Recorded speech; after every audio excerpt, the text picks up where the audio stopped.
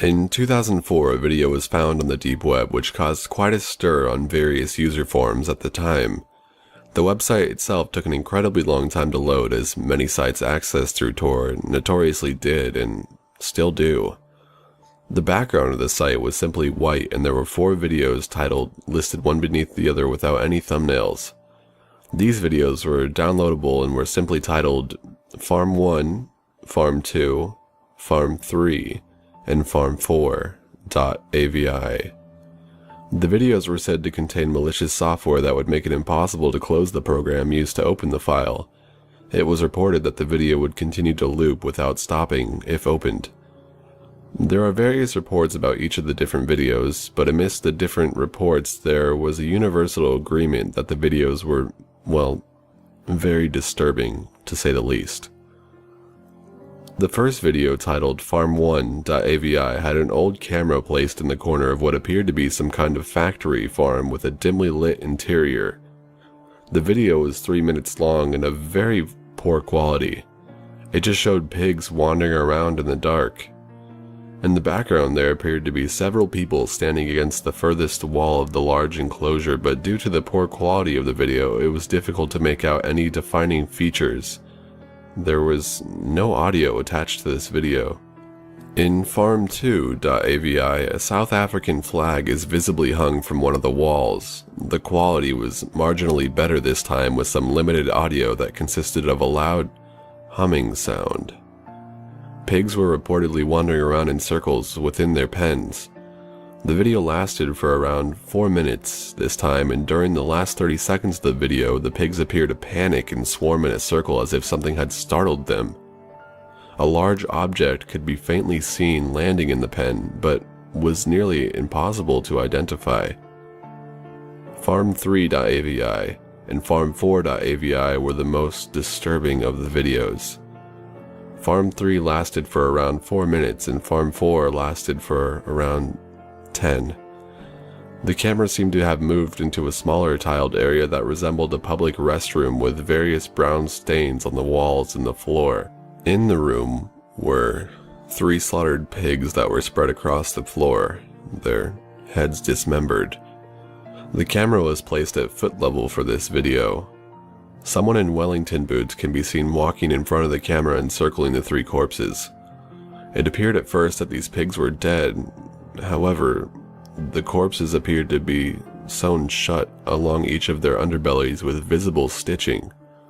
Although the audio was obscured by the humming sound from the previous video, muffled noises could be heard along with visible twitching from within the bellies of the pigs. Towards the end of the video, there appeared to be something resembling the foot of a child stepping into the room.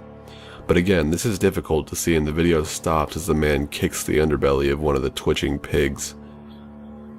The final video, Farm4.avi, was the most disturbing of the series. There are several naked figures lined across a wall with dismembered pig heads forced over their own. These were presumably from the bodies of the pigs in Farm3.avi. It was claimed that 2 men and 1 woman were chained to the far wall from the first room. They were described as visibly shaking and appeared to be frantically moving their heads from side to side as if trying to remove the animals' heads from their own.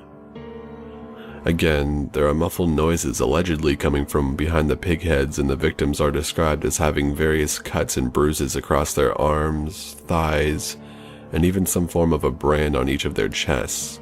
It was disgusting. In the case of the woman, it appeared to have been directly placed at the center of her right breast. The scene cuts out for a brief moment, and the camera has been moved to foot height once more at the entrance of one of the pens. The captives are on their hands and knees looking towards the camera.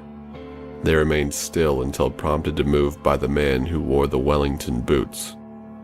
He appears to be yelling at them and violently pointing towards the adjacent room from Farm 3, but there was no audio in the segment of the video. His face is impossible to see due to the poor quality of the video and the cap over his head. The camera cuts out for a brief moment, and the victims are now stood in the pig pen and appear to be dancing and waving their arms in the air while it's directly looking down at the camera. The camera cuts out again, and the victims are said to have been continuously crawling around in a circle on their hands and knees, similar to the pigs seen in farm2.avi. There is another cut, and the two men are now standing in the pen whilst the woman remains on her hands and knees looking down towards the floor. The man from farm3.avi then appears to be pointing at the two men and the woman with frenzied motions.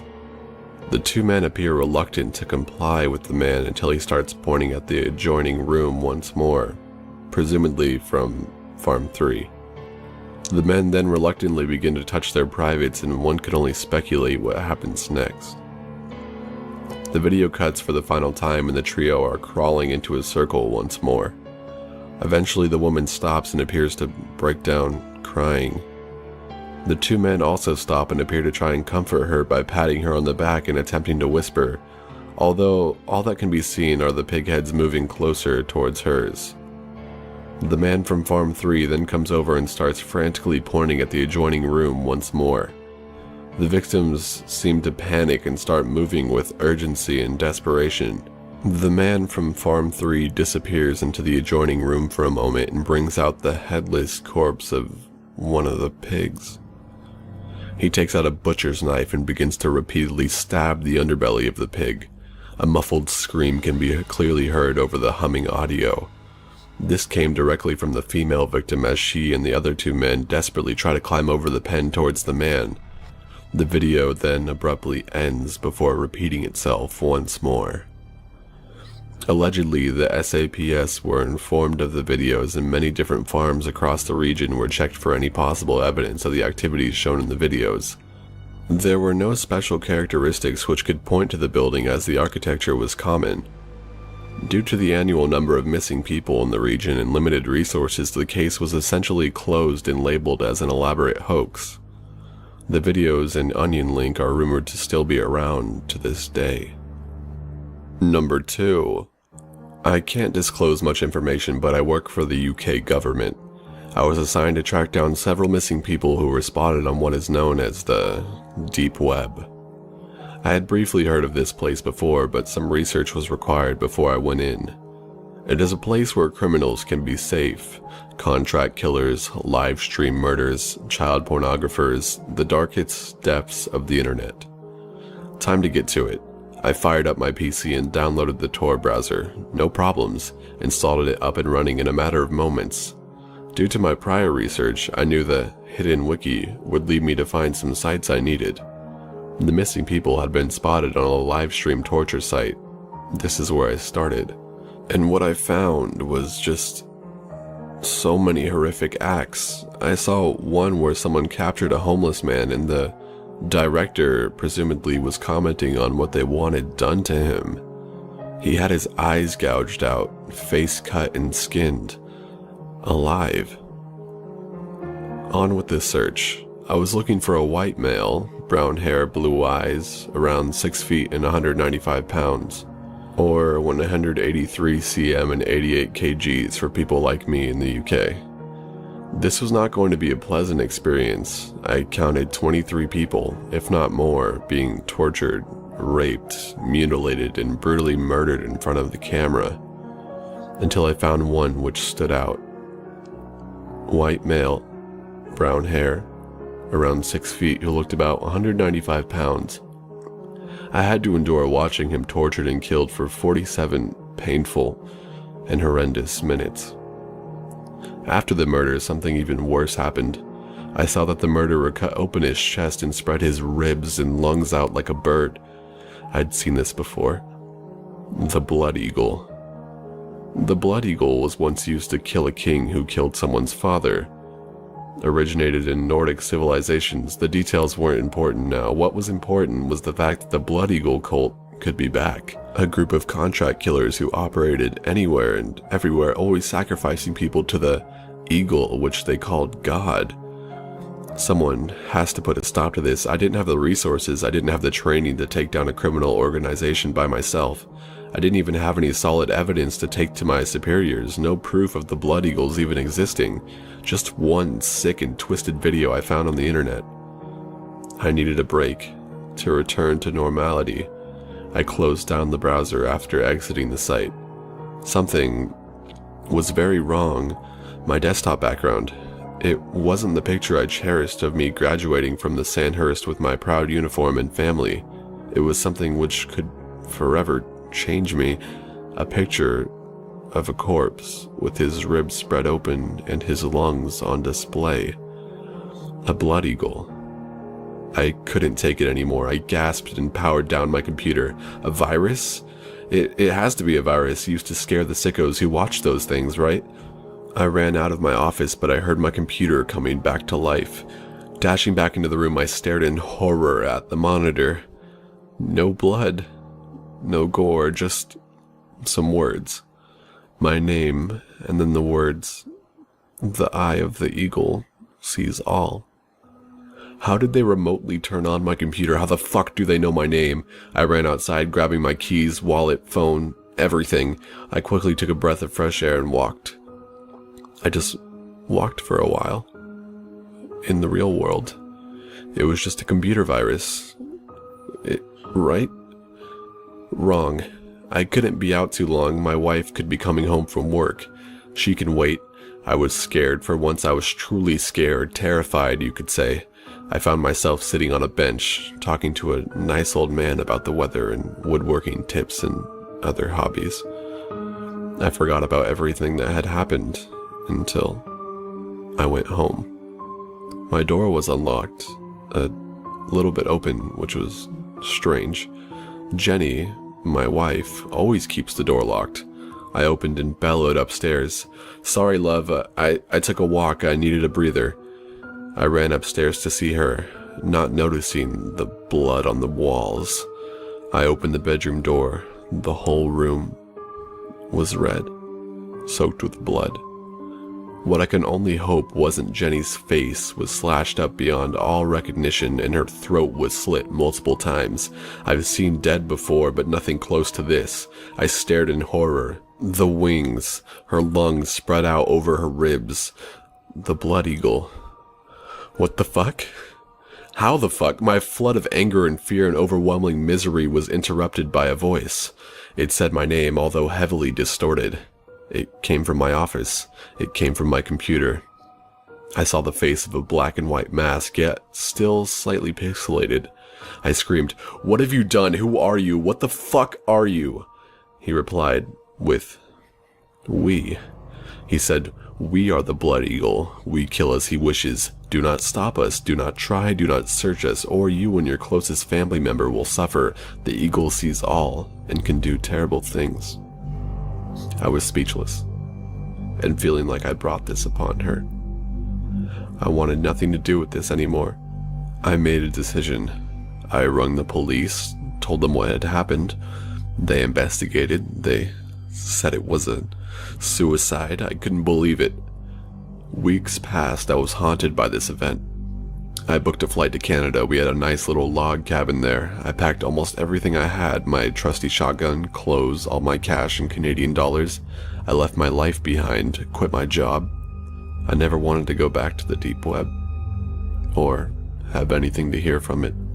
Now, I keep to myself and live a relatively simple life. Therapy helped me recover. I'm happy now. Years have passed. I feel safe. Almost.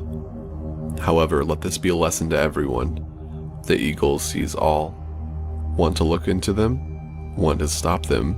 Fine by me. I'm not paying for your funeral or the guy reassembling your mangled corpse.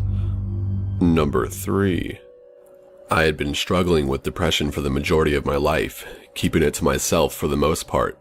I loved the peacefulness of isolation, although my parents never seemed to understand it, wanting me to go outside more and talk to people.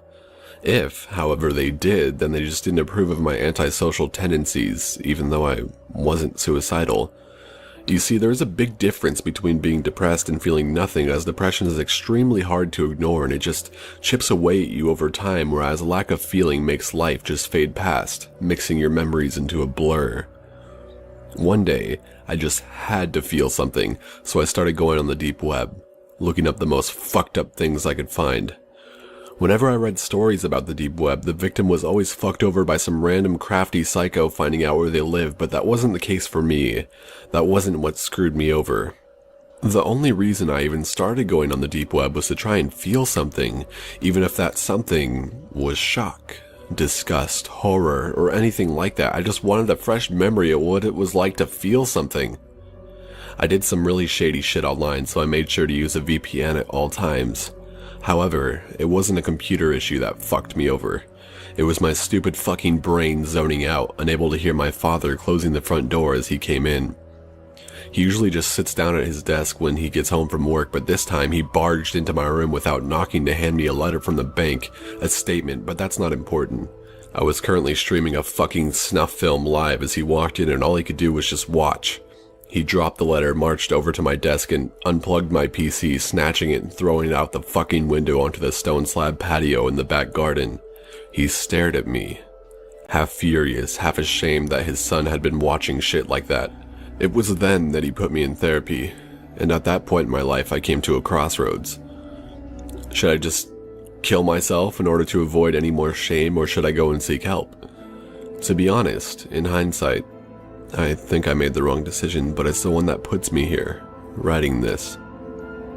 Week 5 of therapy, and my therapist can't fully understand me. Although he thinks he can help my emptiness, he prescribes me some antidepressants and tells me I should take up a hobby. Week 11, we've gone over more deeply rooted issues, but I have not told him about the live streams yet. Week 13, and I finally build up the courage to finally tell him. After all, there is such a thing as patient confidentiality. Right. He is shocked at what I tell him and prescribes me some stronger meds, which are, to be honest, just fucking great. A little later, and I found out I could take them with some DPH for a really great time. Although, the hallucinations caused many more problems for me. Still, I was feeling something at least. At first it was a spider that I saw when taking DPH, then it became a couple. The more I abused the medicine, the worse the hallucinations were. I hadn't had this much fun in a very long time. I started seeing things walk around at the very edge of my vision, always in the blurred area. If I turned to look at it, it would either disappear or move around. Until one day, I turned to look at it, and it just stayed there, as if it had just been playing a game and was now tired of the game. All it was the silhouette of a woman, rather tall and very, very skinny.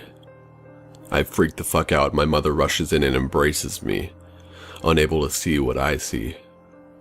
I am still hallucinating, and my mom thinks it is just the medication from my therapist. She has no idea that I am abusing DPH. I stay up for hours, my mother staying by my side the whole time, and I finally go to sleep after the drugs wore off. I sleep a lot easier, realizing it was merely a hallucination. Skip ahead about a week or so, my mental health is spiraling, and I have been abusing my medication a lot more than the week before. As I am going to sleep, I hear whispers and look up. It's that silhouette again. My heart rate skyrockets, but I quickly remember that she's just a hallucination, nothing more. I try to play the game with her, but she just doesn't move out of sight. I try to go to sleep, still soaking wet from the cold sweat I broke into when I first woke up, and I see the silhouette wander out of my door across the hall to my parents' room. I go back to sleep, ignoring the muffled screams that I usually hear when on DPH, but then at about 5:36 a.m., I wake up trembling, gasping for air, and remembering something that sunk my heart into my stomach. I haven't been able to get my filthy addict hands on DPH for a few days now. I panic, scrambling for the light, and see the door of my parents' room is wide open, unusual as they usually both get up for work at around this time.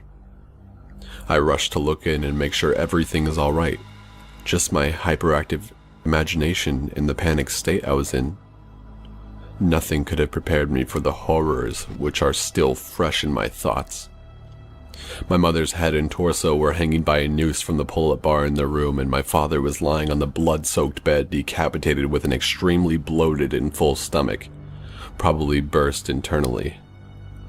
I vomit, and I fall to my knees, trembling and sobbing, just imagining or more knowing what was in my father's stomach. I turn around to look into the hallway to scream for help, and I see her walking away.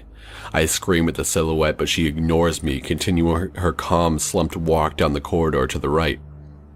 All that was left was me, my parents, and the 4 law officers running through the door. My fingerprints had been found on one of my mother's larger kitchen knives found at the end of the corridor. A combination of my inability to recollect killing them and my previous history of mental health issues, I was declared criminally insane, and instead of being put to a maximum security prison, I was sent to a mental health institute and put under close watch. After a while, they let me stay in a slightly more homely cell, and I wasn't forced to wear a straitjacket once they started giving me sedatives.